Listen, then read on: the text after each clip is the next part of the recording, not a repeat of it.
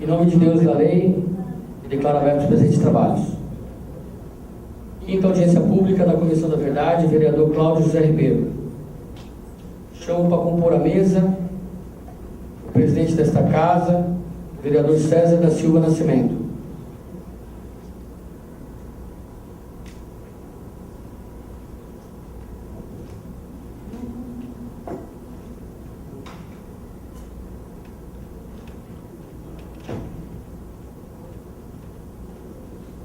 Gostaria também de convidar para participar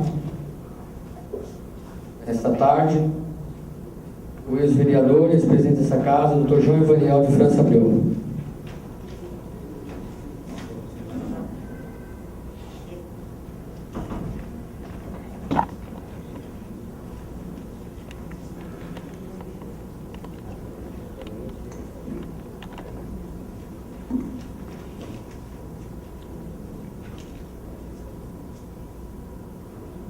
Será aberto os trabalhos desta quinta audiência pública da Comissão da Verdade, Cláudio José Ribeiro, nomeada pelas resoluções número 2737, de 5 de novembro de 2013, e 2751, de 25 de março do corrente ano, em conformidade com o edital publicado em 3 de maio do corrente ano, do presente ano, no Jornal Diário do Litoral. Convidados as autoridades a compor a mesa desta comissão. Convido também aqueles que gostarem de participar, que tomem assento nas galerias e considerem-se também como parte dessa mesa, bem como os demais integrantes das subcomissões. Solicito a todos que desliguem seus celulares e coloquem de modo silencioso, a fim de que a gravação dos depoimentos não sofra interrupções. Esclareço que nesta tarde serão colhidos 3 depoimentos. Além do ex-vereador João Evaniel de França Abreu, será ouvido o ex-vereador e ex-presidente, além do ex-vereador e ex-presidente, será ouvido também o senhor Antônio Carlos Barreto, ex-dirigente partidário, e Romeu Magalhães, ex-vereador e ex-presidente legislativo. Assim ouviremos, em primeiro lugar, o depoimento do Dr. João Evaniel de França Abreu, advogado, ex-presidente da casa, a quem convido, a partir de agora, para que preste o seu depoimento.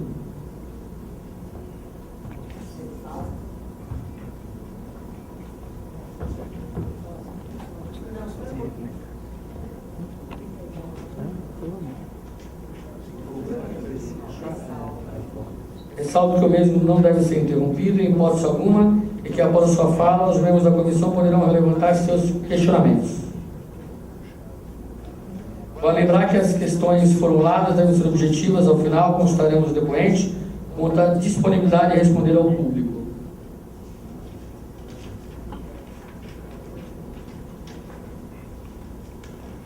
Convido agora o senhor João Evaniel de França Abreu para iniciar o seu relato nos termos das legislações federal, estadual e municipal em vigor, com referência à Comissão da Verdade. Dr. João Evaniel de França Abreu, boa tarde. Pergunto se o senhor aqui está de livre e espontânea vontade? Sim. Encontra-se em condições de relatar sua experiência em relação ao período da redemocratização? Está aberta a palavra, Sua Excelência. Então, cumpre informado que o seu depoimento será gravado e filmado. O senhor concorda com isso? Sim. Com a palavra, Dr. João Evaniel de França Abreu. Posso?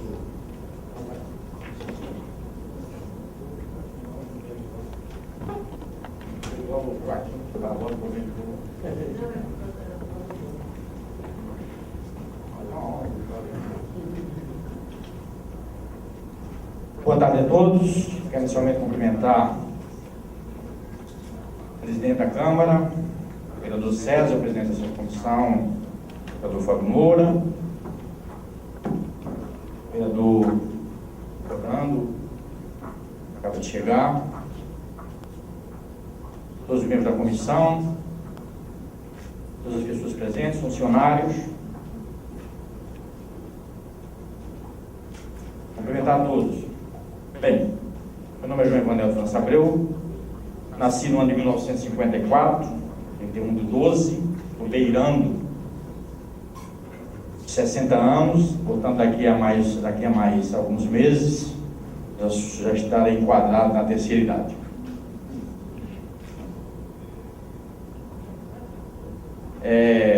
Cheguei nesta cidade no ano de 1972, ainda adolescente, vindo de Caruaru, Pernambuco, em razão da morte da minha mãe. Cheguei aqui no mês de janeiro, cheguei aqui no mês de julho, porque meus irmãos aqui já estavam, a maioria. Portanto, fui morar na Vila Paris e ali permaneci por muitos anos. De modo que sou mais um dos milhares de imigrantes que adotaram essa cidade como sua terra, sua casa. Tive a honra de ter exercido o mandato de vereador por 17 anos e 9 meses, ou seja, de 1983 a 2000, que nós fomos eleitos, fui eleito a primeira vez em novembro, 15 de novembro de 1982, e tomamos posse em março de 1983, e fiquei aqui nesta casa como vereador até o ano de 2000, onde também tive a honra de ter exercido a presidência por 2 oportunidades, em 1994, naquela oportunidade o mandato era de 1 ano, e depois 97, 98, também fui vice-presidente, secretário, primeiro e segundo secretário, exerci também vários cargos aqui nas comissões desta casa. Quero inicialmente agradecer o convite que me foi formulado para prestar o meu depoimento acerca não somente do período ditatorial, como também da redemocratização do nosso país. Então, quero agradecer o convite que foi formulado para esta comissão. Comissão que quem deu o nome é o Cláudio José Ribeiro, foi muito inteligente. Eu tive a honra de conhecer o Cláudio quando, nesta Câmara, criamos o arquivo histórico do município e, antes da inauguração do arquivo histórico, conversei pessoalmente com o Cláudio José Ribeiro, tinha sido aluno de sua filha, a professora Cleide, e o Cláudio veio junto com vários outros primeiros vereadores que foram eleitos quando o Batão teve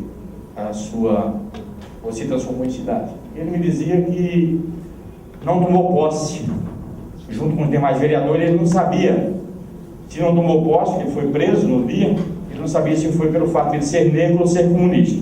Isso eu nunca esqueci. Quer dizer também que para mim é uma honra, é uma satisfação muito grande participar e colaborar com o registro geral desta casa, que certamente fará parte do arquivo histórico. Como eu disse, tive a honra de criar, junto com os vereadores que compunham a Câmara naquela época, os vereadores que também compunham a mesa, o vereador Deodoro, o vereador Sérgio, o vereador Deodoro, e agora não me lembro quem foi o outro, me perdoe, mas daqui a pouco eu lembro. É a idade. Criamos o arquivo histórico, e a finalidade era resgatar a história desta cidade, porque um povo sem história é um povo sem memória. E eu tive a honra de ter muita colaboração do Sistema Tribuna de Comunicação, Universidade de Santa Cecília, de grande parcela da população, do qual destaco o saudoso Vidoro Couto, que foi o que mais me incentivou a fazer esse trabalho, Arlindo Ferreira, funcionário desta casa. Se não fossem eles, a gente não tinha tido condições de ter criado o arquivo histórico. Através de todos esses colaboradores, conseguimos buscar os móveis, a Câmara estava tudo jogado, lá para o lado da prefeitura, e houve a restauração, ganhamos muitos documentos, e, enfim, o arquivo histórico passou por um outro momento em que não tinha mais existência. Hoje eu me sinto honrado e feliz como cidadão desta cidade, nem como ex-vereador, nem como ex-presidente, mas como cidadão, em saber que aquele arquivo histórico não foi um arquivo histórico de João Ivanello, que alguém de repente fechou, acabou, mas que alguém teve agora a grandeza de restituir, de restabelecer. E hoje esse trabalho que está sendo desenvolvido pela comissão certamente fará parte desse arquivo que não é meu, não é de ninguém, mas sim da população. Sei que por aqui, nesta comissão, várias pessoas já prestaram seus depoimentos sobre prisão, torturas físicas, psicológicas, redemocratização, eleições, né? Aqueles que mais sofreram durante a ditadura militar, que tem um companheiro Vigílio, que conheço, não vou dizer há quanto tempo, senão vamos dizer que a gente está muito velho, além de outros acontecimentos que envolveram a nossa gente. Espero poder colaborar dentro do que for possível acerca das violações de direitos humanos que aqui ocorreram nesta cidade, não somente no período da ditadura militar, como também na redemocratização. Porque Cubatão vive uma tortura permanente. Não só foram aquelas pessoas, aqueles trabalhadores, aqueles militantes políticos de esquerda que foram torturados, perseguidos, mortos, mas a cidade toda de Cubatão. Aliás, eu não vejo, não tenho conhecimento de que no nosso país tenha outra cidade que tenha sofrido mais com a ditadura militar, que tenha sido mais vítima daquele processo absurdo que é Cubatão. Então nós vivemos, na minha opinião, uma tortura permanente, uma tortura psicológica, e assim, de acordo com o que eu vou falando aqui, talvez eu tenho certeza que vocês vão entender. O sofrimento da cidade começou com a perda da sua autonomia política, em 1968, embora tenha chegado aqui em 72, mas a história nos ensina. Fui pesquisar e saber que o fato de Cubatão ter perdido a sua autonomia, sob a desculpa de que era o maior polo industrial da América Latina, a gente tem certeza, eu tenho certeza absoluta, que esta perda da autonomia foi justamente provocada pelo poder poderoso, pelo poder econômico, pelas indústrias desta cidade, que não tinha compromisso nenhum com a população, não tinha compromisso nenhum com os trabalhadores, não tinha compromisso nenhum com o meio ambiente, e teve, por parte do governo central, todo o apoio para que a gente passasse por 17 anos de angústia, de sofrimento. Justamente por terem tido o apoio da ditadura militar, Cubatão, as indústrias de Cubatão poderam cresceram de forma desordenada, desorganizada, escravizaram a nossa população, escravizaram os nossos trabalhadores, cometeram crimes bárbaros, principalmente no que diz respeito ao meio ambiente. E esse crescimento desordenado, a poluição, afetou o ar, as águas, o solo, forçou trabalhadores a morar de forma desumana, a trabalhar de forma escrava, enfim, era um sofrimento só, E como eu iniciei a minha fala dizendo que aqui cheguei em 1972 e fui morar na Vila Paris, a Vila Paris não era uma favela como muita gente pensa, ela tinha aspecto de favela. A Vila Paris era um bairro criado por lei municipal, uma lei que teve um trabalho muito grande do ex-vereador Ginaldo Trombino, para que fosse reconhecida como bairro, que foi a lei municipal 964, no ano de 1974. Então, não somente Vila Paris, que já tinha, a Vila Paris era, como eu já disse, um bairro criado de forma legal, tinha 800 lotes, 40 quadras, e aquela população não tinha direito a absolutamente nada. Então, quando eu cheguei em 72, fui estudar já no Colégio da Vila Paris, participei de várias discussões que existiam quando alguma autoridade aparecia por lá. Eu não me sentia satisfeito com aquela forma, com a forma pela qual aquela população era tratada. Porque se era um bairro legal, se era um bairro que foi criado por lei, que tinha seus lotes, porque era que a gente vivia num eterno abandono. Poluição, que era um absurdo. A gente estudava, quem conheceu a Vila Paris, estudava na Rua 7, entre a Rua 7 e a pista, hoje. E quando a gente saía às 11 horas da noite, numa época desta, e nem precisava ser 11 horas da noite, às vezes durante o dia, a 2 metros, 3 metros, você não identificava quem era a pessoa que estava à sua frente. Naquela época a serração era maior, mas a poluição do ar era terrível, principalmente a amônia. A gente vivia no meio da vala, não tinha rua calçada, tínhamos apenas 2 ruas calçadas. E calçada com material que tinha sido tirado de outras ruas daqui de Cubatão. Então manda para a Vila Paris.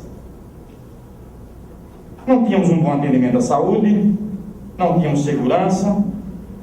Quando chovia, naquela época a gente usava, estava na moda, aquelas calças boca de sino, e se a gente quisesse vir a Cubatão, tinha que tirar os sapatos, porque a lama era violenta, era muita lama. E a gente não tinha atendimento de absolutamente nada. Sofrimos enchentes. Eu passei uma grande, em 1974. A maior delas foi em 70, que eu não estava aqui.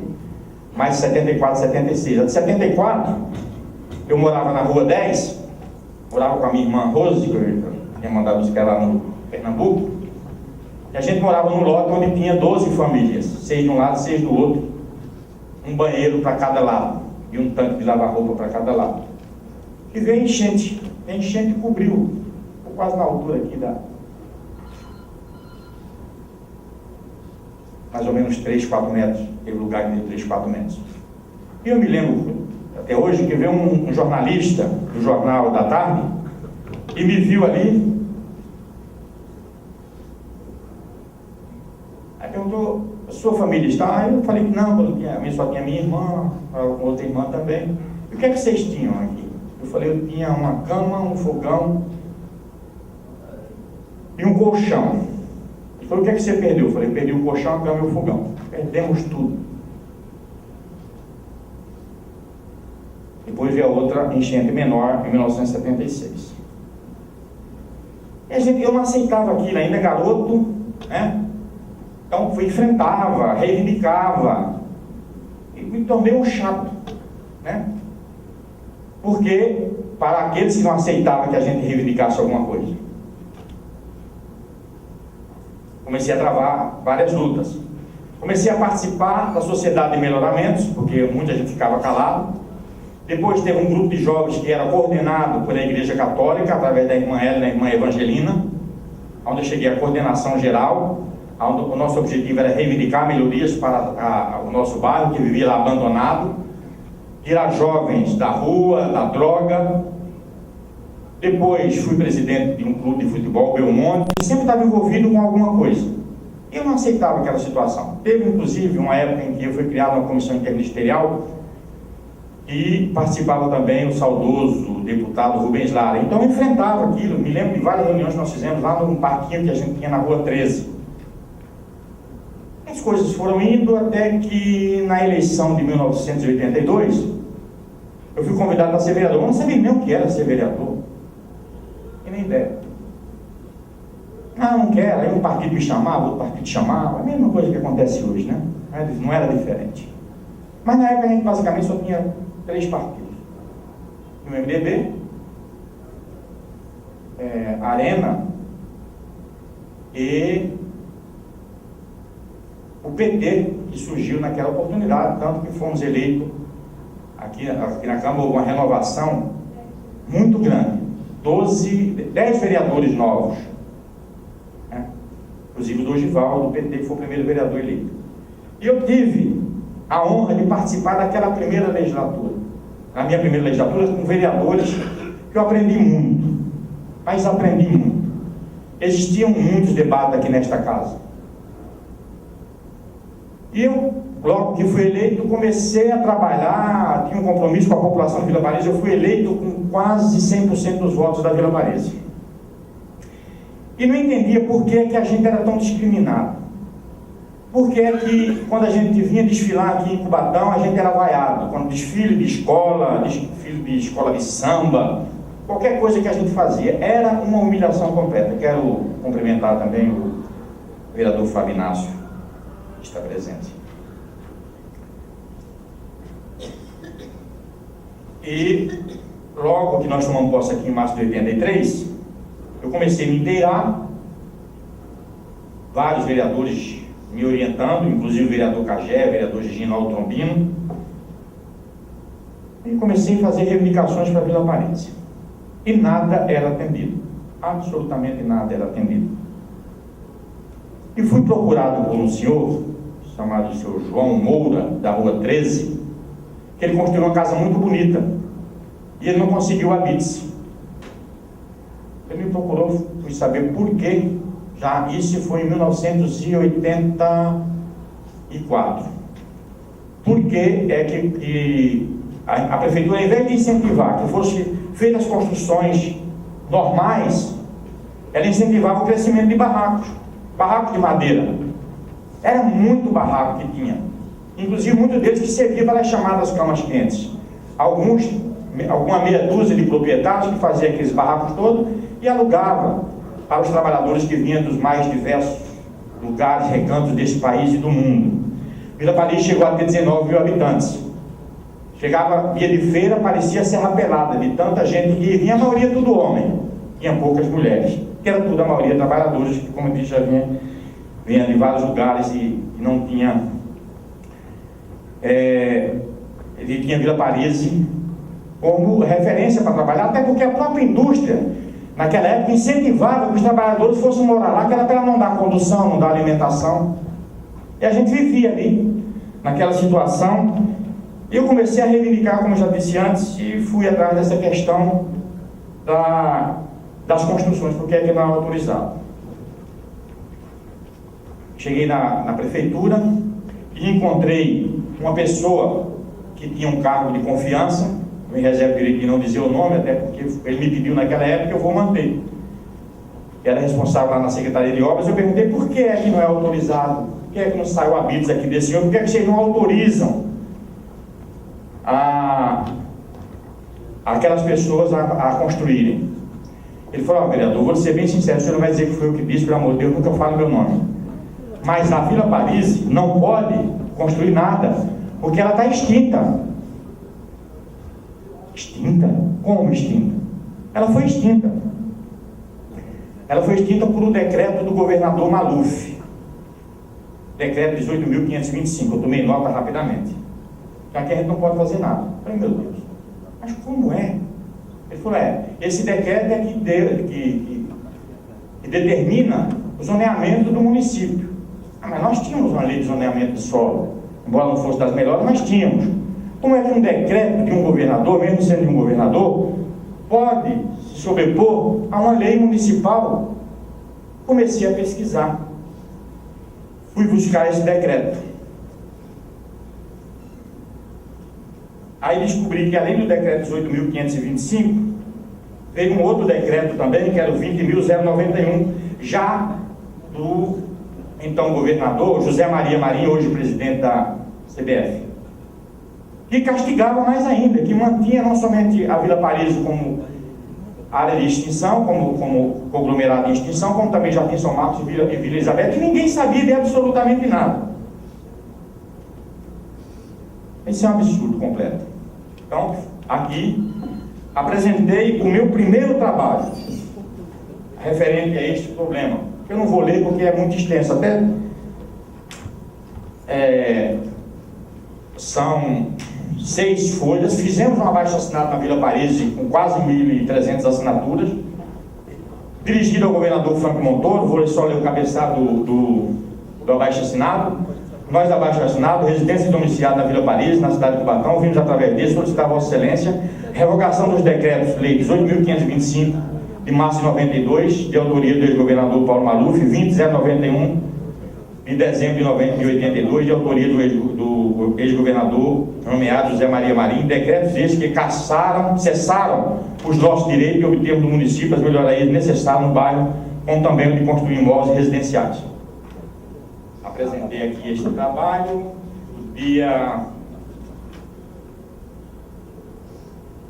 9 de agosto de 1983, que foi subscrito por todos os 15 vereadores. Formamos uma comissão especial de vereadores e fomos ao governador Montoro, que já fomos ao governador Montoro, que tinha sido eleito junto conosco, e nós fomos eleitos vereador, elegemos deputado estadual, federal, senador, governador, mas não elegíamos nem prefeito em nossa cidade, nem o presidente da República. E o Montoro se comprometeu, junto àquela comissão, que comigo me lembro que foi o vereador Manuel Birajara, moradores da Vila Paris, o Cimar, já falecido, a falecida Creuza Tibus, que não morava lá, mas sempre estava envolvido nas nossas lutas, e o governador se comprometeu a ver esta situação, porque ele também não entendia e não aceitava que um decreto estadual pudesse afetar a vida de um município. Muito bem. Quando foi no ano de 1984, o governador Montoro, de acordo com o compromisso que tinha assumido, revogou o decreto. Revogou os 2 decretos. O decreto que revogou os 2 decretos foi o decreto 23040. E ele, muito sabiamente, porque ele recebeu muita pressão da indústria, recebeu muita pressão política para não revogar aqueles 2 decretos. Mas o Montoro era um homem democrático. Ele tinha compromisso com a democracia e com a liberdade. E enfrentou a tudo e a todos e revogou o decreto, veio inclusive a Vila Paris para assinar a revogação do decreto, naquela oportunidade. Mas, paralelamente a isto, nós tínhamos na Vila Paris os movimentos da indústria, comandado pela indústria, de treinamento da população para qualquer acidente. Então, geralmente a gente estava sendo retirado de lá, vai para os trens. Quem é mais daquela época aí deve lembrar. E até que um dia aconteceu um vazamento de amônia. Mas antes do vazamento de amônia, aliás, isso mesmo, aconteceu o vazamento de amônia, e por este motivo, aí a população foi retirada de lá, aquela aqui para o centro esportivo, vários lugares, e esse vazamento, que até hoje eu tenho minhas dúvidas, que até hoje não foi esclarecido, parece alguma coisa provocada, justamente porque tinham que tirar o povo da Vila Paris, porque a indústria entendia, na minha opinião, que como existiam muitas denúncias da situação que nós vivíamos lá, a situação de abandono da vila, a poluição, nada de comprometimento com o meio ambiente, como existiam muitas denúncias, a indústria entendia, este é o meu entendimento, de que somente retirando aquele povo poderiam cessar as denúncias a respeito da situação da poluição, que era grave em nosso município. Então, existiu muita pressão por parte da indústria. Então, tinha também essa questão das simulações. E com o vazamento de amônia, o que aconteceu? Houve vazamento de amônia, nada foi esclarecido até hoje, e veio o Passarelli, que era prefeito nomeado, antes, não foi nomeado pelo Montoro, tinha sido nomeado pelo Paulo Maluf. E eu quero aqui fazer um parênteses para dizer que antes da eleição nossa, em 1982, da posse em 83, os prefeitos nomeados de Cubatão eram nomeados pelo presidente da República, depois passou a ser nomeado pelo governador, tanto que o Maluf nomeou o Passarelli. Só que quando o Montoro assumiu, houve uma alteração na legislação para dizer que o prefeito seria nomeado pelo governador, ouvido o presidente da República. Tinha que ouvir o presidente da República. Resultado: vazamento de amônia, Passarelli vem e extingue a Vila Paris. Fez um decreto 4045 e extinguiu a Vila Paris. Montoro não aceitou aquilo e destituiu o Passarelli. Na época ele fazia parte do PMDB. Então, Montoro pediu para que fosse encaminhada uma lista tríplice, que era, ele como um democrata, a forma mais simples de se chegar a ter uma pessoa de Cubatão, mesmo nós sendo contrário, o governador sendo contrário, nós do PMDB, a maioria da população sendo contrária à nomeação, mas a gente tinha esperança de que logo houvesse eleição, e que, como a regra do jogo era aquela, eleito, indicado uma pessoa de Cubatão, isso apressaria o processo, estaria em melhores mãos, até porque dos prefeitos nomeados que nós tivemos, Zadir Castelo Branco, Carlos Frederico Soares Campos e Aurélio Araújo, que foi o primeiro, nenhum era de Cubatão, vinha de fora para a cidade, né? E aqui, aliás, isso pegou moda, né? Durante os tempos pegou moda, gente de fora vir para a cidade. Isso foi tão ruim para Cubatão que pegou moda. Foi encaminhada esta lista tríplice lá para o governador Montoro, e o governador Montoro submeteu ao presidente da República, João Batista Figueiredo. O que é que aconteceu? Os nomes nossos que foram encaminhados: Armando Campinas Reis, Mihailo Haraco Júnior e Gigino Aldo Trombino. E o Montoro, se ele pudesse nomear a pessoa que ele nomearia, era o Gigino, com certeza. O Gigino ficou até muito chateado, que na época não entendia, mas depois passou a entender, e todos nós entendemos o sacrifício do governador. Essa lista foi para Brasília e não foi aprovada. Porque um já era tido como comunista, outro como subversivo, então não podia. Só que em Santos não aconteceu isso. Em outras cidades, aonde não tinha eleição para prefeito, que era de interesse de segurança nacional, a Casa de Cubatão, Santos, o prefeito nomeado foi Paulo Barbosa, e não houve, se não me engano, foi isto, né, Vigílio? E não houve nenhuma movimentação por parte do governo de Brasília. Mas em Cubatão não podia ser. Mas por quê? Porque existia aí um movimento já da indústria de não deixar que isso acontecesse. Porque nós tínhamos uma Câmara autêntica, vereadores autênticos, e os 3 vereadores foram indicados, os 3 não foram indicados, 2 eram vereador e um ex-vereador, que era o Mihailo. Eram pessoas autênticas, comprometidas com a redemocratização, e isso não interessava para o poder central, não interessava para a indústria. Nós tínhamos um CAGE que batia doído na questão do descontrole ambiental, dos crimes cometidos pelas indústrias, vários outros vereadores, né, que aqui lutavam, brigavam, denunciavam. Então a indústria não interessava para a indústria que tivesse uma pessoa de Cubatão, um vereador de Cubatão, um cidadão de Cubatão, mesmo nomeado como prefeito. E houve uma grande movimentação. E o Montoro comunicou ao partido: olha, vocês mandam uma outra lista, mas de nomes infinitos aí. Mas é que por trás disso já tinha um movimento da indústria, pelo menos eu imagino isso, que indicaram um cidadão que era do Ciesc aqui, que tinha sido presidente do Ciesc, Eduardo Serra. Porque na realidade era tudo: olha, vamos mandar um bocado de nomes, mas vamos mandar neste meio aqui este cidadão, porque vai ser ele. E não deu outro. O escolhido foi o Eduardo Serra. E nós fomos chamados para uma reunião lá no Palácio dos Bandeirantes. Subimos, a maioria dos vereadores, principalmente os 10 vereadores do PMDB. Me lembro como hoje, um dos nossos companheiros falou com o... E estava lá toda a imprensa, porque já ia ser a posse do Ney. Posse do Ney Serra. A indústria, repleta, indústria. Cidadão de Cubatão quase nenhum. Mas a indústria estava lá. Político, da região. Mas a maioria é gente da indústria.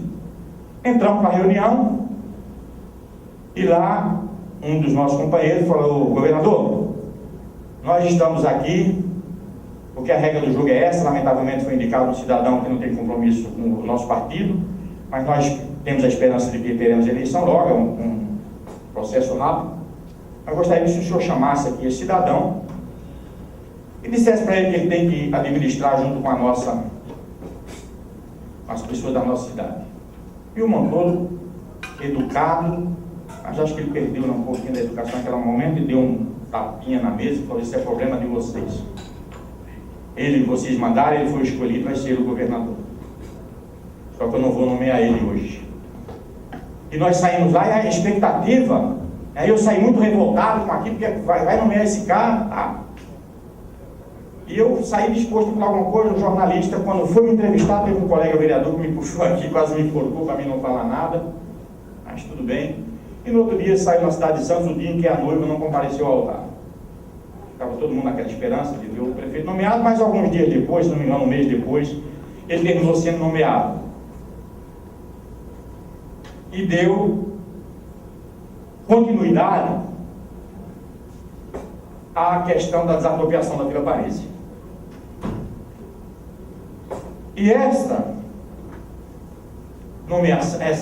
esse processo custou muito caro à nossa cidade. Vocês imaginem 800 lotes, 800 propriedades que foram desapropriadas pela municipalidade. O quanto essa prefeitura gastou, e tem gastado até hoje, porque nem todas as pessoas ainda receberam suas indenizações. A desapropriação do Bolsão 9, que aliás ocorreu pela segunda vez. Pela área, o quadrilátero foi desapropriado 2 vezes. E pago 2 vezes. A construção de casas, que ao contrário de hoje no governo, nesta questão ambiental da Serra do Mar e áreas de risco, o governo do Estado está bancando as construções. Hoje nós temos também moradias bancadas pelo governo federal. Naquela época, o município bancou tudo, não teve uma ajuda do governo do Estado, do governo federal, e sequer das indústrias. Porque para elas foi a maior vitória, tirar aquele povo de lá, ali ninguém enche mais a nossa paciência, não vai ter mais imprensa para encher a nossa paciência. Aquele povo saiu de lá, problema da prefeitura, sequer ajudaram com um caminhão para fazer uma mudança. Gastou-se muito dinheiro. E ainda continuamos gastando. Por quê? Porque o decreto do Passarelli extinguiu a Vila Paris e era para criar na área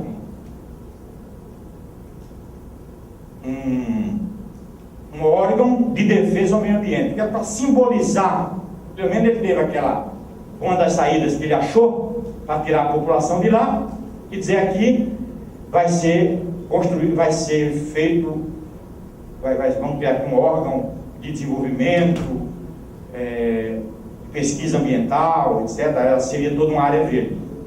Só que veio outro prefeito, Ney Serra, e mudou a finalidade deste decreto, e foi passado aquela área para o Ecopátio na época. Não engano, Ecopátio. Para pagar 5 mil reais, acho que até hoje deve estar em 5 mil reais por mês. Quanto nós pagamos? Aí, como houve o desvio de finalidade, vários proprietários entraram com ações na justiça, chamada ação de retrocessão, justamente pelo desvio de finalidade. E muitos deles ganharam, muitos perderam. Mas aqueles que ganharam, para os senhores terem uma ideia, uma propriedade lá comum, depois da indenização, que eles tinham recebido a primeira, que não foi pago um valor que pudesse satisfazer as necessidades do seu proprietário, muitos proprietários entraram na justiça, ganharam, e depois eles que entraram com a ação de retrocessão ganharam. Recentemente eu tive um processo aqui, uma das propriedades lá, o proprietário já falecido, o espólio vai receber em torno de 900 mil reais por uma propriedade. Então vocês vejam o quanto isso tudo foi prejudicial à nossa cidade. E a indústria com nada permitiu, com nada colaborou. Não colaborava com nada, e depois desse vazamento de amônia, com a decreto de desapropriação, que não, até construir o Jardim Nova República, mudar essas pessoas, começou a pressão da indústria. Primeiro, trabalhador de Cubatão não era admitido na indústria. Mora em Vila Paris, aliás, de Vila Paris não era admitido na indústria. E aqueles que trabalhavam na indústria, que moravam na Vila Paris, eram pressionados para mudar.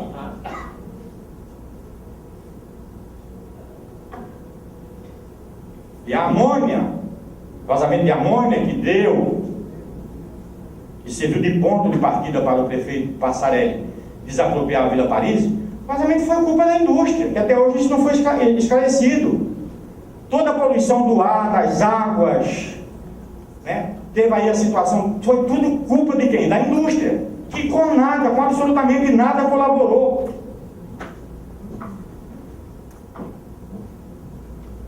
As pessoas eram obrigadas a sair da Vila Paris porque não podiam trabalhar, não tinha emprego.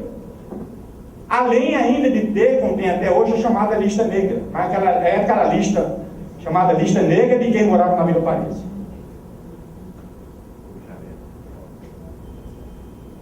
E além do Jardim Nova República, como demorou muito tempo para se fazer a retirada de toda a população, porque com aquilo demorou quase mais de 10 anos. Então quem tinha 10 anos depois tinha 20.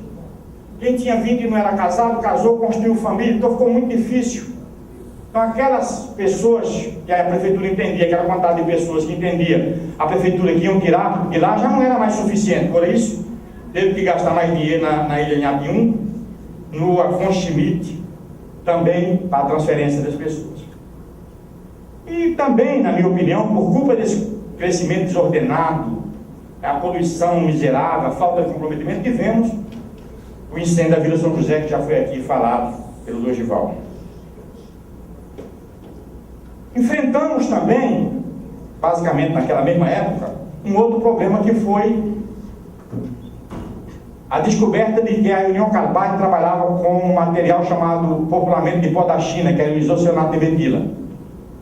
E quando foi descoberto, o Montoro, mais uma vez, prontamente determinou que fosse proibido todo o território paulista, principalmente em nossa região, nossa cidade, o manuseio, o transporte desse tipo de material. Inclusive, a Rodia, na época, através da imprensa,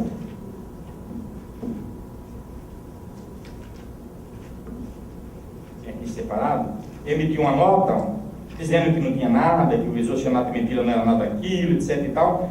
Mas o Montoro, com o seu compromisso de homem público de verdade, compromisso com a democracia, compromisso com a natureza, proibiu.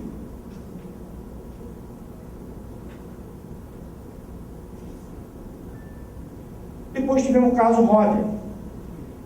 Eu, quando cheguei aqui em 72, em 1973, eu consegui entrar na COSIPA, que era o sonho de qualquer jovem, entrar na COSIPA. E quando eu cheguei ainda menor, fui trabalhar na padaria da Vila Paris, numa mercearia, depois consegui entrar no empreender, depois consegui entrar na COSIPA. E fiquei lá até 1977. Trabalhando, quem trabalhou na área da COSIPA, lembra? Ali na laminação, eu trabalhava ali limpando o forno de placas. Primeiro, limpando o chão, limpando o banheiro. Depois fui promovido para limpar forno de placa numa temperatura de até 1.200 graus de caloria. O trabalhador, a COSIPA distribuía um comprimido, que na realidade era sal, para você colocar aqui debaixo da língua para dar sede. Você toma água para compensar a perda que você tinha. Eu já não aceitava muitas coisas que aconteciam na COSIPA e tal. Um dia adoeci, eu já estava trabalhando em outro setor, tive um problema sério de amidalite. E fui ao médico, o médico deu um atestado que coincidiu com o carnaval. E eu nunca brinquei carnaval. Eu falei aqui de desfile de carnaval, mas eu não brincava. Eu assistia de fora e quando via a população da Vila Paris, a garotada, o pessoal da escola de samba que era vaiado, eu ficava naquela situação de não entender porquê. Mas era discriminação mesmo. Então, tive vários atritos dentro da COSIPA. E o médico, o chefe, resolveu indeferir o meu atestado, dizendo que eu tinha ido brincar o carnaval. E não é verdade. E eu fui lá falar com o médico. Chegou lá, ele bateu a porta na minha cara, teve uma discussão grande, mandaram eu para casa.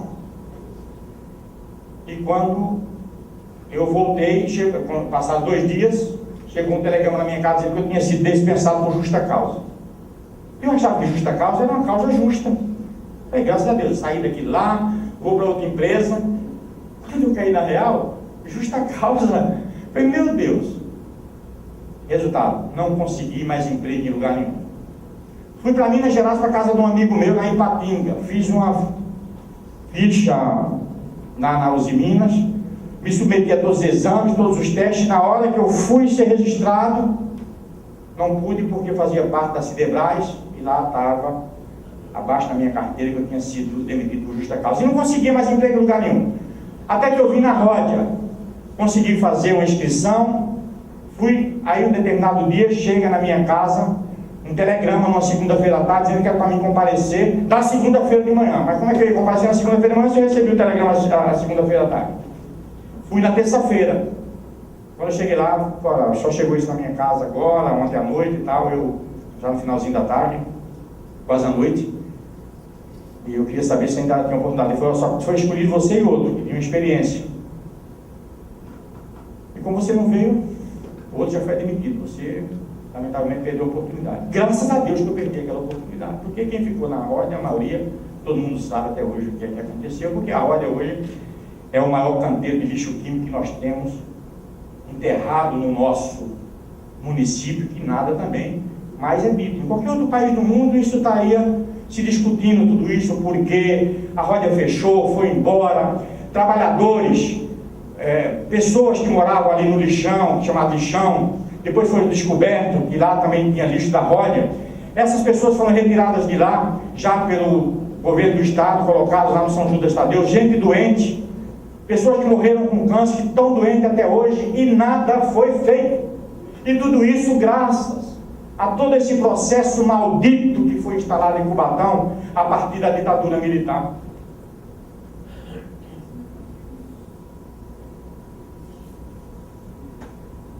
Todo esse processo absurdo, que a indústria sempre teve a proteção, lá desde o início, com a poluição do ar, das águas, do ar, nós tivemos muitos problemas na nossa cidade. Doenças de trabalhadores. Tivemos a questão da anencefalia, que de 1978 a 1974 foram registrados no nosso município 18 casos de anencefalia, e eu tenho conhecimento que foi na minha família, depois dessa data aqui. E só sabe o que é isto quem viveu. Só sabe o que é ter uma criança com um problema dessa, quem passou por isto. Porque eu sofri, minha irmã sofreu, a Rose, mas a pessoa da minha família que teve este problema, até hoje as sequelas são enormes. As feridas são incuráveis. Leucopenia, por causa dos gases, dezena. Quantos trabalhadores da COSIPA, milhares, centenas de trabalhadores foram afastados de suas atividades, muitos morreram. Alguns conseguiram aposentadoria e hoje nem isso consegue mais, que conseguiram lá mudar os entendimentos dos nossos julgadores, doenças pulmonares, enfim. Quantas coisas ruins passamos e continuamos passando. Tudo isso também contribuiu para o crescimento desordenado da cidade, crescimento urbano desordenado. As favelas tomaram conta da nossa cidade. Agora, graças a Deus, um bocado de projetos estão sendo desenvolvidos no nosso município, pelo governo federal, governo do estado, município.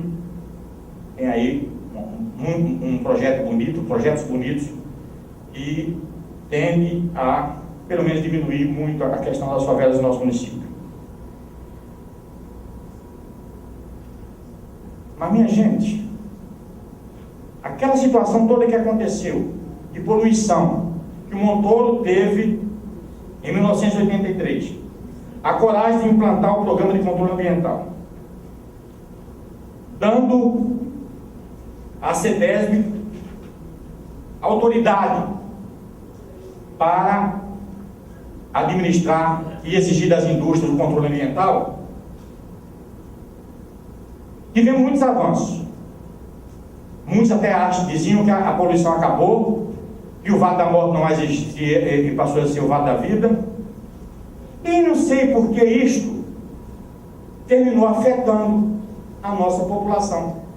Porque nós tínhamos uma imprensa que denunciava, e dentre esses profissionais eu destaco o jornalista Randall Marques, em nome de quem eu homenageei aqui com a minha palavra, minha simples palavra, todos aqueles setores da imprensa, jornalistas profissionais que denunciaram tudo quanto acontecia nesta cidade.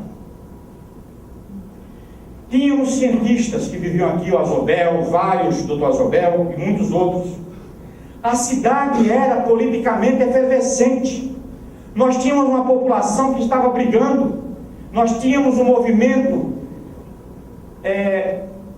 da Associação das Vítimas da Poluição, das Más Condições de Vida. Tínhamos um padre Nivaldo, que era tido como padre vermelho, que dava toda a cobertura para todas as lutas que essa cidade travou.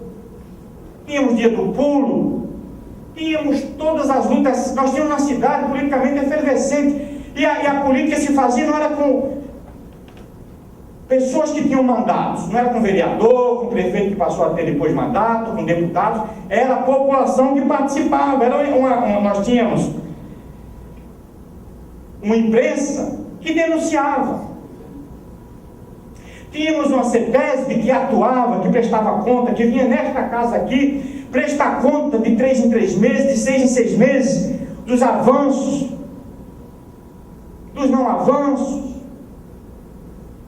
Tínhamos uma CETESB que tinha um telefone quando sentíamos o odor de qualquer gás, como aconteceu ontem. Nós tínhamos uma CETESB aqui que a gente ligava e era atendido. E os técnicos aí imediatamente, cheio de ovo podre, já sabia onde é que ia.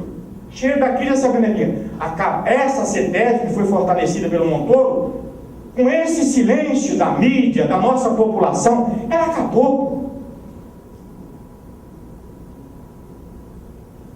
Voltou tudo o que era.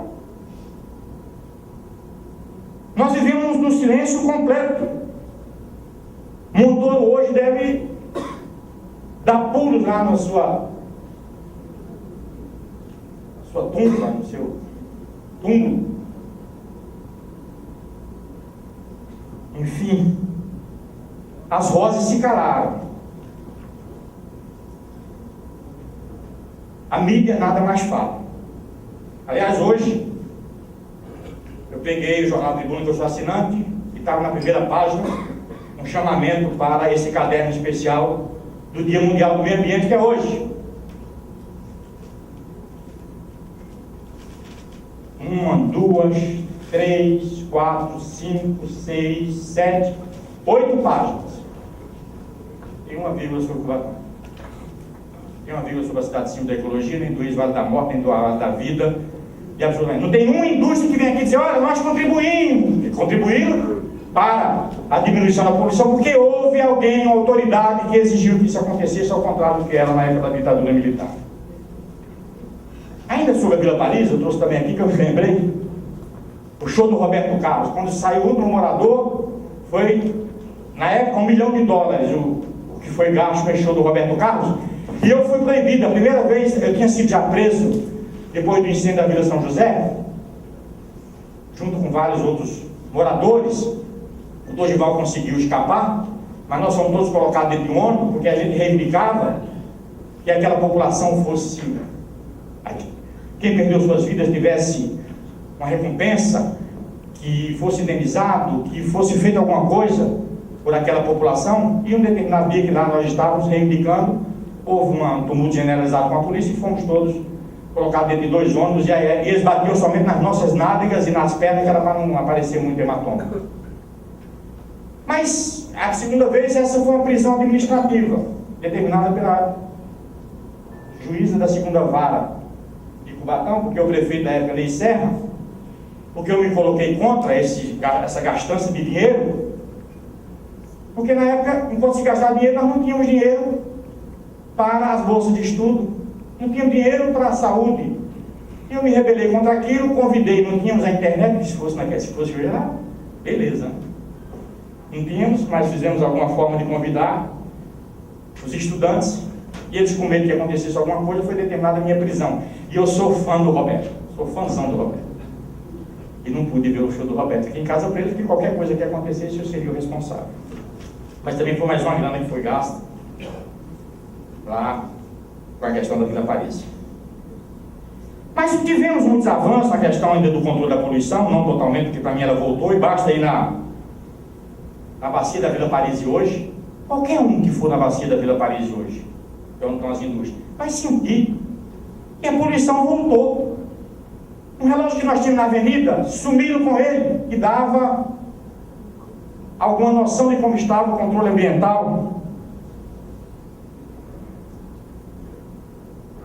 Mas nós tivemos também avanço aqui na nossa lei orgânica do município, que foi uma das mais completas. Eu tive o privilégio de ter sido o relator, que aqui tem uma funcionária que trabalhou na elaboração dessa lei, que é a Margarete.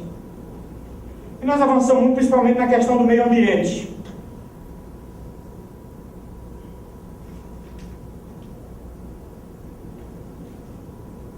Nós colocamos na nossa é o grande momento de termos, através da nossa lei orgânica, alguma coisa voltada para o meio ambiente. Artigo 186, todos têm direito ao meio ambiente ecologicamente equilibrado, bem como o uso comum do povo, é essencial e sadia a qualidade de vida, impõe-se ao poder público e à coletividade o dever de defender e preservar para presentes e futuras gerações. Para assegurar a efetividade desse direito, incumbe ao município, dentro de sua competência, promover, preservar, conservar, restaurar o processo ecológico essenciais e prover o manejo ecológico das espécies e ecossistema na forma da lei. O artigo 189, parágrafo 1º, letra C, diz que cabe ao município criar uma fundação municipal de amparo à pesquisa e desenvolvimento tecnológico na área de meio ambiente.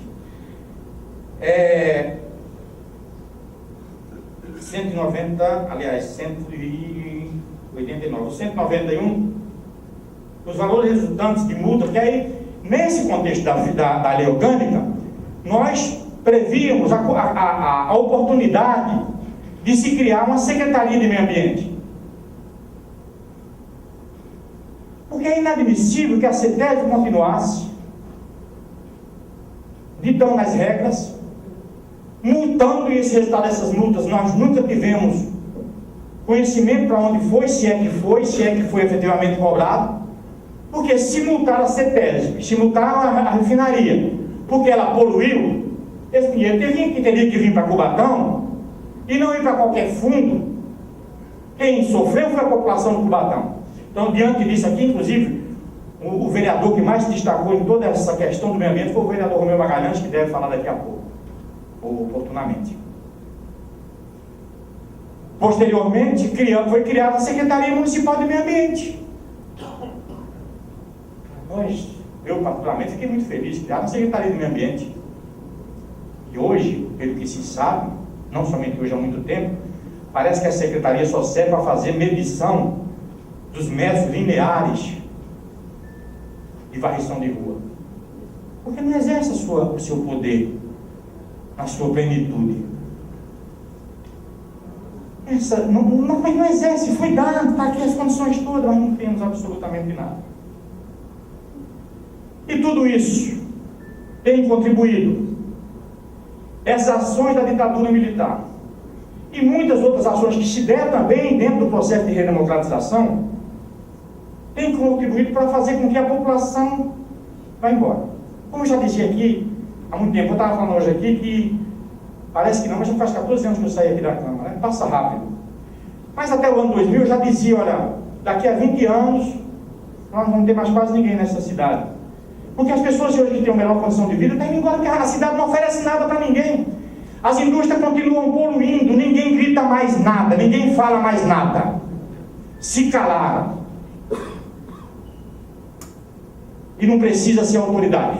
E eu vou dizer para vocês, quantas vezes eu procurei a imprensa, depois que eu deixei de ser vereador, como cidadão, porque ex-vereador é ex, ex-prefeito é ex.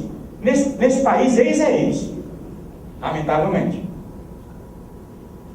E procurei para denunciar várias coisas. Os caras me atendem. Ou escuta, finge que está escrevendo e não sabe absolutamente nada. Eu simplesmente estava brigando, reivindicando alguma coisa, que é um direito meu como cidadão. Isso não vai me deixar famoso, não famoso. É um direito meu como cidadão, mas nós não temos mais isso. E o cidadão, qualquer cidadão, não tem mais espaço para denunciar nada que acontece nesse município. E a população está indo embora.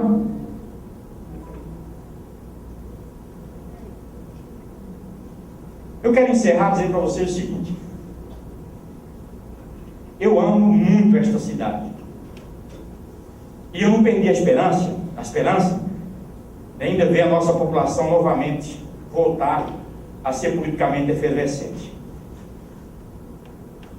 Ainda não perdi a esperança de ver as lideranças políticas desta cidade gritando e batalhando para que nós possamos oferecer às nossas crianças amanhã um Cubatão melhor. Um Cubatão como pensou Montoro, E espero também que as nossas autoridades constituídas, com todo esse trabalho que está sendo realizado aqui nesta comissão, possa ao final, e aqui é uma sugestão, achar alguma forma, no sentido de fazer com que o governo federal, o governo estadual, a exemplo do que acontece com várias pessoas, que tem acontecido com várias pessoas que perderam suas vidas, que perderam mandatos, que foram torturados, que recebe hoje que isso não vai sarar as feridas, que recebe algum tipo de compensação por indenização, que acha uma forma de buscar do governo federal, do governo estadual e da indústria uma compensação para este município por tudo de mal que eles nos fizeram e continuam fazendo. A minha esperança hoje aqui é neste sentido, que se rediscuta tudo isso. Hoje nós temos já alguma esperança quando observamos que lá já estão decidindo que militares que mataram, que torturaram, possam ser julgados, porque isso significa crime imprescritível, que é o que aconteceu em Cubatão. O que fizeram com a nossa cidade, os crimes que cometeram com a nossa população, e não é só com Vigílio, com outras pessoas que foram vítimas, que sofreram, que foram presas, mas toda e qualquer população, não é para a população A, B ou C, toda a população de Cubatão tem que ser ressarcida, porque este crime que cometeram e que continuam cometendo em nossa cidade é imprescritível. Não basta ter um orçamento de 1 bilhão e 200 milhões de reais, que o nosso orçamento sempre foi maravilhoso, sempre foi muito bom, em vista de outras cidades. Eu nasci lá em Bezerros, em Pernambuco, eu até costumo dizer que saí de lá há 42 anos, vai fazer agora em julho, e nunca saiu de ser Bezerro, continua sendo Bezerros. Aí cresceu muito, graças a Deus.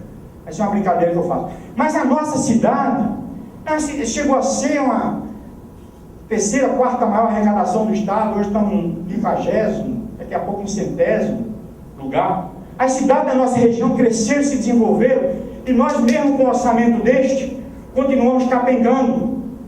Mas precisamos, além desse orçamento invejoso que a maioria dos 6.000 e poucos municípios desse país gostaria de ter, é preciso que haja uma compensação. Compensação para os nossos trabalhadores, para a nossa cidade. E é esta a minha colaboração. Fazer com que a Secretaria de Meio Ambiente funcione de verdade, e que ela passe a fiscalizar, que ela passe a multar. Uma das formas de compensação seria as multas que são aplicadas ainda pela CETESB que viessem para o município. Que a Secretaria de Meio Ambiente exerça seu verdadeiro papel. Porque as ações desastrosas, desumanas, os crimes contra os direitos humanos que foram praticados neste município afetaram a nossa alma. E não tem recompensa que cubra isto. Mas é necessário que seja feita alguma coisa. É necessário que se garanta o futuro das nossas crianças, o futuro da nossa população, que situações como estas não voltem a acontecer. Que a população acorde, que a mídia volte a verificar o que está acontecendo em matéria de controle ambiental em nossa cidade, que dê voz à nossa população. Não precisa ter mandato para ter voz, basta ser cidadão. Muito obrigado.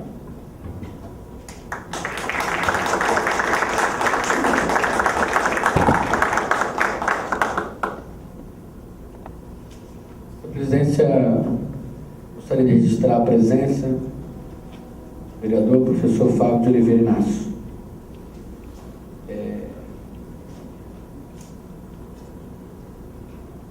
Senhores membros da comissão, agora existe um espaço para as perguntas. Eu gostaria de abrir essa oportunidade, através dos representantes da mesa, com a palavra o vereador Ivan Ildebrando da Silva.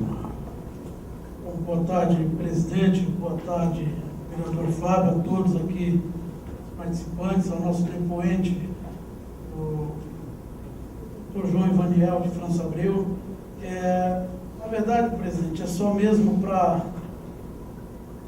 parabenizar, né, pela oitiva do João, que brilhantemente deu uma aula de história da nossa cidade, do passado, ao qual também falou da questão sobre a CETESB, que isso também foi vamos dizer que foi um grande prejuízo para a cidade de Cubatão. E esta aula eu posso até registrar aqui, como vereador eleito, né, nesta legislatura, a primeira, que pude absorver, na verdade, algumas ideias, como o João falou a respeito de cobrar da CETESB, quando ele falou da luta pela criação da lei orgânica, né, o meu irmão outrora também foi legislador nesta casa, junto com o João Ivaniel, sempre campeão de votos aí, pessoas que na verdade tinham uma perspectiva para a cidade, né, e hoje a gente vive totalmente amarrado, como o amigo João, cubatense de coração, né, presenciou, viveu tudo, o que foi de pior. Hoje a gente pegou uma condição até melhor em relação à poluição, né, mas se hoje a coisa está melhor para nós, foi por conta desta briga, né, enfrentando a própria ditadura, como essa comissão da verdade traz a discussão. Mas falou também da mídia, quando se fala que hoje ninguém mais denuncia. Para nós, presidente dessa mesa, também vereador Fábio Inácio, para nós é um aprendizado, e fica-se uma dica, ao qual o João aqui brilhantemente colocou, para que a gente aprenda com esse depoimento e tire frutos, né, desta própria comissão da verdade, além da gente resgatar a história. E eu insisto ainda, volto a falar, como disse na oitiva passada, queria que, sinceramente, que essas galerias estivessem lotadas com os alunos da cidade de Cubatão. Eu tinha falado com o presidente Wagner, hoje prefeito interino, dessa condição de estar convidando essas séries para estar participando, porque este momento na história de Cubatão ele é único, né? Porque a gente resgata valores passados e ganha força também, na verdade, para continuar lutando, porque foi falado, a cidade hoje se encontra numa situação, diga-se de passagem, lamentável em relação à poluição, à falta de informação, né? A gente hoje, esses dias foi publicado no jornal A Tribuna, sobre uma pesquisa que feita, onde colocou Cubatão de novo. João, acho que provavelmente deve ter lido, porque acompanha as coisas da cidade, e foi um momento vergonhoso aqui falado nesta Casa de Leis, Cubatão de novo apontando como a primeira cidade poluída, né, do estado de São Paulo. Então eu não poderia deixar de fazer algumas colocações, né, em relação a essa situação. Parabenizar mais uma vez o ex-vereador, que ele disse que ex é ex, mas eu sempre tenho falado que eterno vereador, né, desta casa, que brigou muito aí para que hoje a gente tivesse uma condição até melhor de legislar dentro dessa Casa de Leis. Parabenizar pela oitiva, foi para mim, eu posso dizer e registrar, Vossa Excelência também, que para mim foi um aprendizado, né, porque o senhor é uma história viva da cidade. Então eu queria parabenizar, não poderia deixar de parabenizá-lo, presidente, mais uma vez também pela condição do trabalho. Obrigado. Obrigado, vereador Ivan Debrando da Silva, líder da bancada do PNT. A palavra ao vereador Fábio Oliveira Inácio. Bom, boa tarde a todos presentes, todos. Boa tarde ao vereador Fábio Moura, vereador Pedro, eu acho que chamar de Pedro, Ivan Debrando, e ao sempre vereador João Ivaniel. Queria parabenizá-lo também aqui pela explanação, pela aula também de história aqui, que a gente acabou, alguns dados até que a gente não conhecia dessa lista tríplice dos vereadores. Isso é bem interessante, né? Que a história da nossa cidade. Concordar aqui com as suas palavras com relação a esse, talvez a Comissão da Verdade tenha, a cidade de Cubatão, concordo, foi uma das que mais sofreu com essa situação da ditadura, porque a gente perdeu a autonomia político-administrativa e a gente sofreu e sofre com essa questão ambiental até hoje. Concordo que todo esse sistema de produção industrial tem uma dívida com o Cubatão que, se for colocar em dinheiro, é impagável, porque alterou o destino da cidade, alterou as nossas vidas, alterou tudo, né? E Cubatão sofreu com essa situação, e mesmo quem não viveu totalmente nessa época sofreu depois, porque a gente ficou carimbado como a cidade mais poluída do mundo, né? Tem uma cena que não sai da minha memória, quando eu fui para a Unicamp, e eu estava na sala de aula, eu sentava lá no fundão, eu era tímido, continuo tímido, né? E era uma aula de um professor neozelandês, nascido na Nova Zelândia. E aí ele perguntou a todo mundo, de onde você nasceu, de onde você é, tal. E foi passando de um em um, e eu estava lá no fundo. Aí eu falei assim, meu nome é Fábio, eu sou de Cubatão. Toda a sala de aula virou para me olhar. Os outros ninguém olhou, Piracicaba, Araçatuba, mas quando falou Cubatão, todo mundo, foi uma cena assim, foi automático, todo mundo virou de Cubatão, porque Cubatão já tinha essa marca, né? E na universidade também pude conhecer alguns trabalhos que falavam da questão Cubatão. E um livro muito interessante, que até estava na exposição da Vila São José, que se chama Os Fantasmas do Vale. Tem até depoimentos do João também, depois eu quero te mostrar esse livro.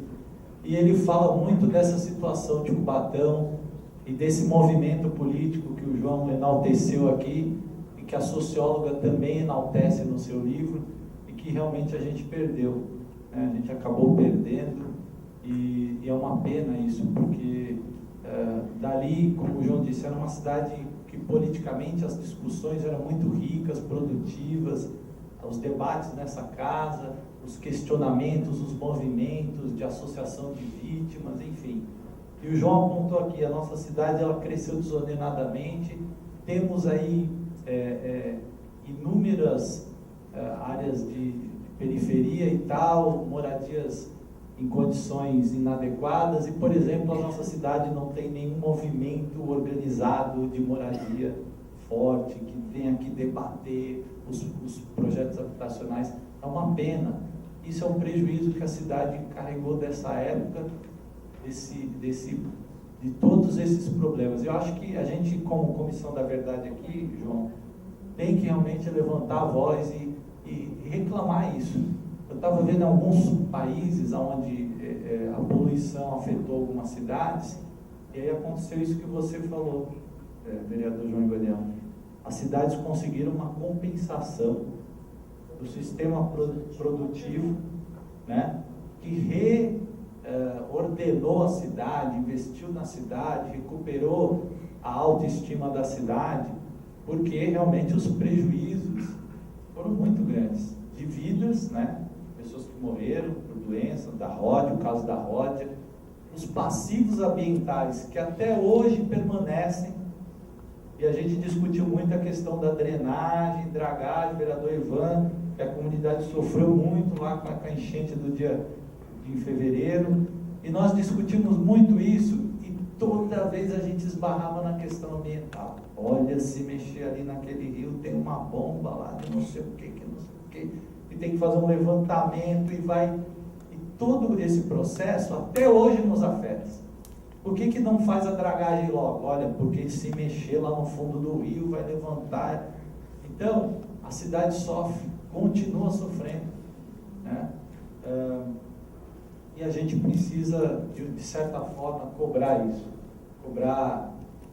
Eu sei que às vezes é difícil a gente cobrar, muitas vezes os grupos mudaram, os grupos econômicos compraram fábricas, mas uma coisa Uma vez um defensor do meio ambiente me disse: quem compra a indústria compra com os ativos e os passivos, né?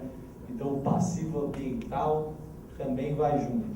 Então acho que a gente tem que cobrar essa situação das nossas indústrias, e quem sabe aí a nossa comissão consiga de alguma forma tentar uma compensação para tudo que foi feito, porque muitas vezes fala assim: não, mas as indústrias já pagam os impostos, mas o imposto é uma obrigação, e o que aconteceu na nossa cidade vai muito além de uma parcela de imposto, vai muito além disso, né?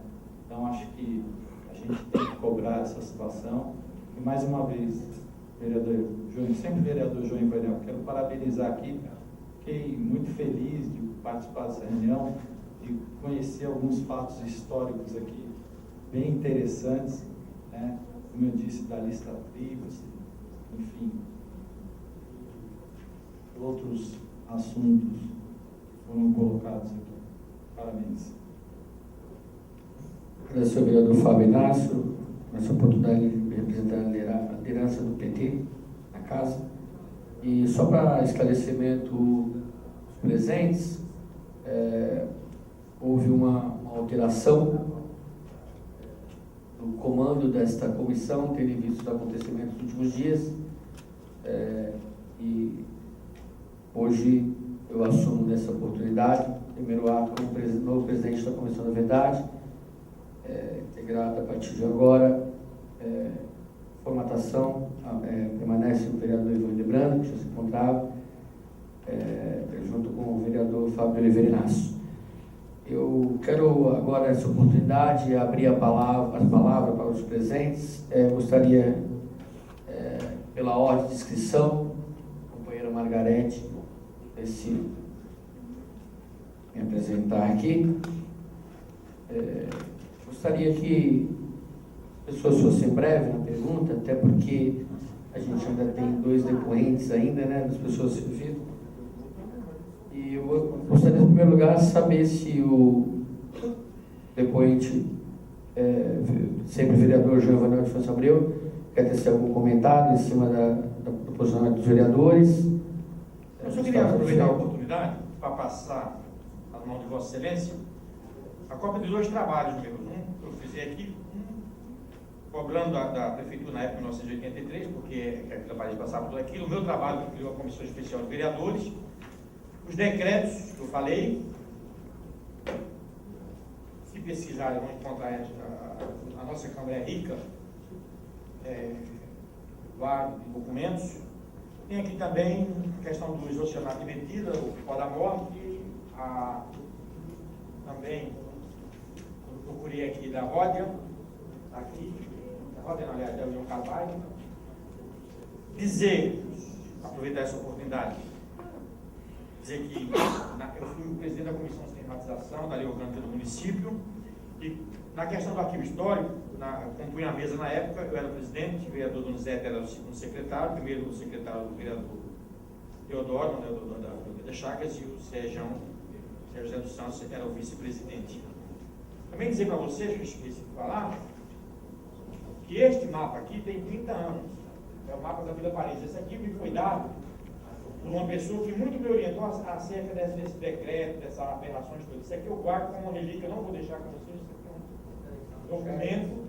Depois, se vocês quiserem uma cópia, vocês pedem. Tá bom? Aqui está toda a Vila Paris, os 800 lotes, as 400 quadras, né, que eu tive. Esse aqui eu ganhei também de uma pessoa que muito me ajudou, que foi a Estela Godestari. Muito me orientou, me deu uma força muito grande, e quando ela me orientou e me ajudou realmente a população do Paraná. Então, eu queria deixar isso registrado. Vou solicitar o setor de repografia, Rosa, da casa, que providencia xerox, para que seja necessário juntar aos documentos da presente comissão. Gostaria de abrir a palavra agora para a companheira Dalva Araújo Nascimento, para que ocupe a tribuna para fins de formular sua pergunta, os questionamentos.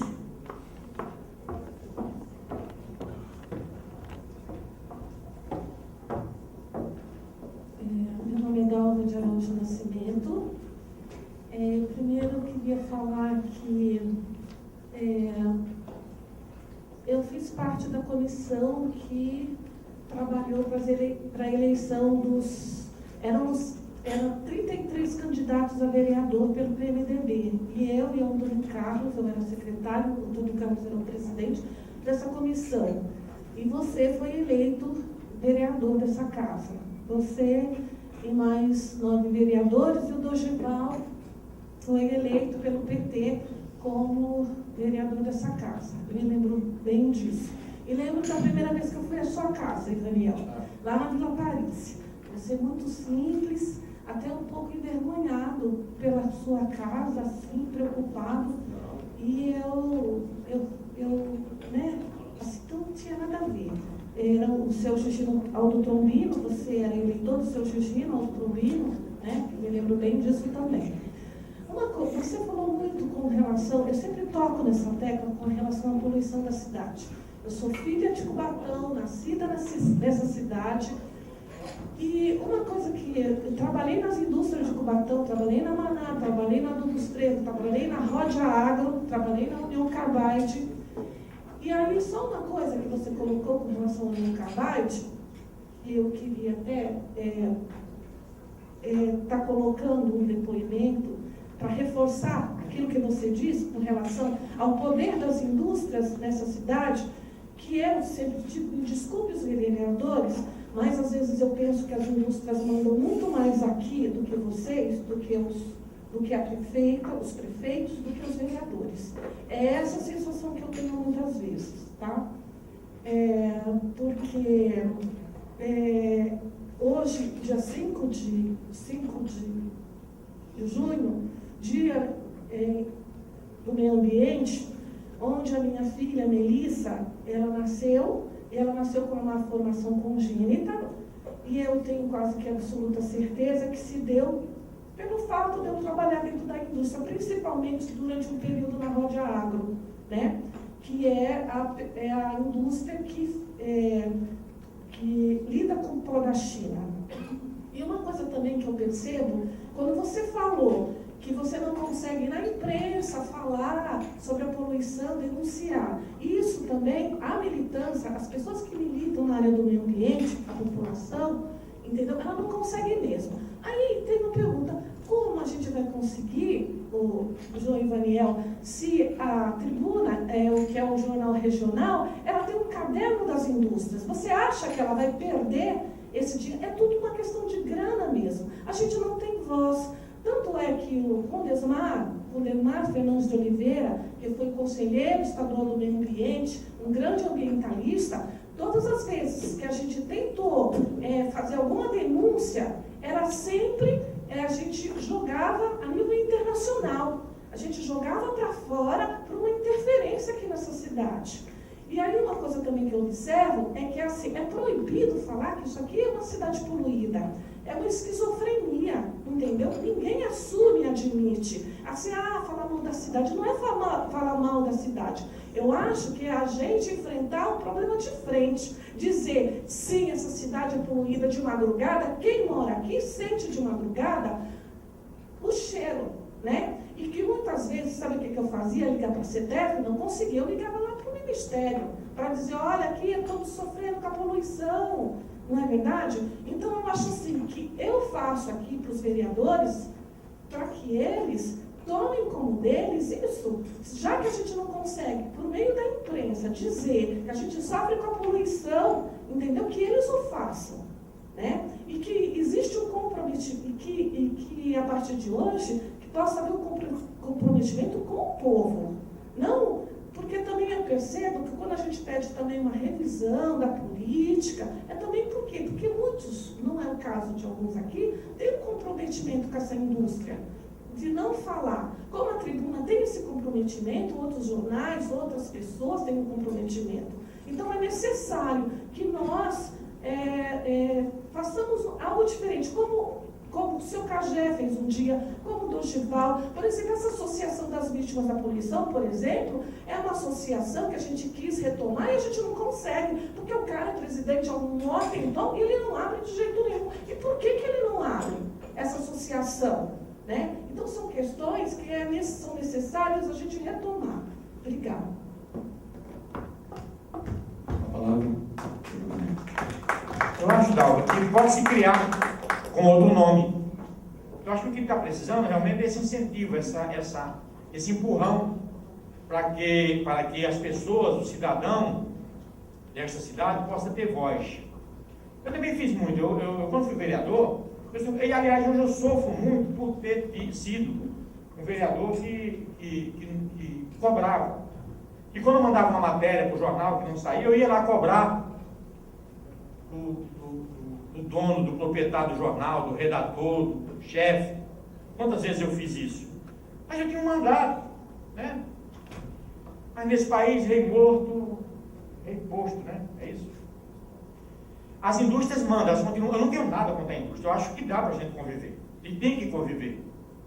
Nós não temos que ser grato à indústria porque ela paga imposto, é um dever dela. Aliás, do que ela paga, fica menos de 4% aqui.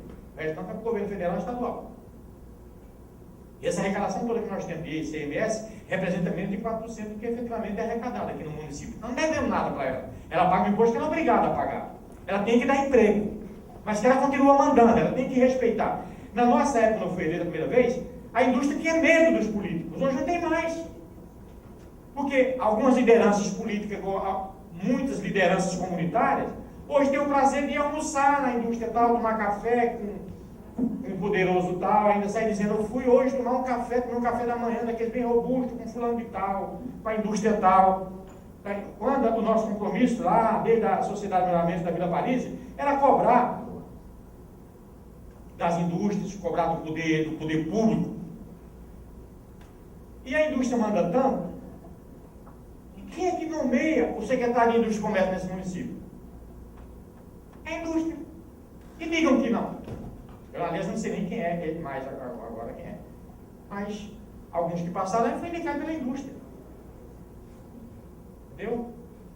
Então, como é que vai um secretário de Indústria e Comércio, indicado pela indústria, vai cobrar alguma coisa da indústria? Eu tive um caso de um cidadão, de um caminhoneiro, que foi proibido, está proibido de entrar na área da COSIP. E ele não sabe o motivo, ele estava passando fome. Pena que ele já faleceu. Mas eu procurei o secretário Benito, para que ele fizesse alguma coisa. Você me deu resposta? Ele, o cidadão teve que vender o caminhão, já está velhinho, vivendo a aposentadoria de um salário mínimo. Então, como é que você vai ter independência se é a indústria que indica? Se você tem a Secretaria de Meio Ambiente, eu insisto, gostaria muito de ver a Secretaria de Meio Ambiente efetivamente desenvolvendo o seu papel. Porque amanhã o prefeito vai embora. Eu fui embora, já fazem 14 anos que eu deixei de ser vereador, fui embora. Eu sempre dizia aqui nesta casa para os funcionários públicos, vocês cuidem do patrimônio maior de vocês, que é a Caixa de Previdência. Eu vou embora como vereador, o prefeito vai embora, mas vocês ficam como funcionários. Não cuidaram? Aí. E se nós não cuidarmos do que é nosso, tudo vai acabar. Se a gente colocar, se a gente tem uma secretaria com a força que tem a Secretaria do Meio Ambiente, que não desenvolve suas atividades, para quê? Cabide de emprego? Para ter um secretário lá, para satisfazer a vontade, para satisfazer as alianças políticas? A aliança tem que ser primeiro com a comunidade. E o comprometimento de quem é indicado com a comunidade, eu acho que é isso, é fácil. Porque era assim que nós queríamos. Quando nós fomos para as ruas pedir a retomada da autonomia política de Cubatão, é porque a gente tinha esperança de que tivesse prefeitos aqui comprometidos com a cidade, que a autoridade fosse comprometida com a cidade. E o que é que nós passamos? O que é que nós estamos passando? Uma pena. Então é isso. Acho que dá para a gente, de repente, fazer um jornal, voltar aquelas lutas. Não vai falar do nada, vai falar de outro. Hoje nós temos uma arma importantíssima que é a internet. Não tem uma arma maior hoje do que a internet. E a gente talvez nem precise. E eu estou à disposição de fazer parte, se amanhã você quiser retomar isso, entendeu? Embora eu viva a minha vida muito trabalhada, porque entro de manhã no meu escritório, 8, 9 horas, saio 8 horas, 9 da noite, eu tenho que trabalhar, tenho que sustentar o pão de cada dia. Minha mulher está aqui, se eu não levar as coisas para casa, ela me pega, né? E aproveitar para encerrar a minha parte, mais uma vez, dizer que, graças a Deus, essa cidade foi muito maravilhosa comigo. Me deu uma esposa, me deu 2 filhos. Eu tenho uma netinha também, a Gabi. Meus filhos, Bruno e Bruna. Minha advogada junto comigo, a Bruna trabalha na área da saúde. Minha esposa, que sempre foi meu maior sustentáculo. Minha família toda, minha irmã Rosa, todos os meus irmãos. Todos aqueles que em mim acreditaram. Né? Eu quero agradecer a todos. O próximo inscrito da lista é o Dr. Manuel Humberto Araújo Feitosa, advogado militante de Secomarca. Por favor, ocupe a tribuna para o seu questionamento.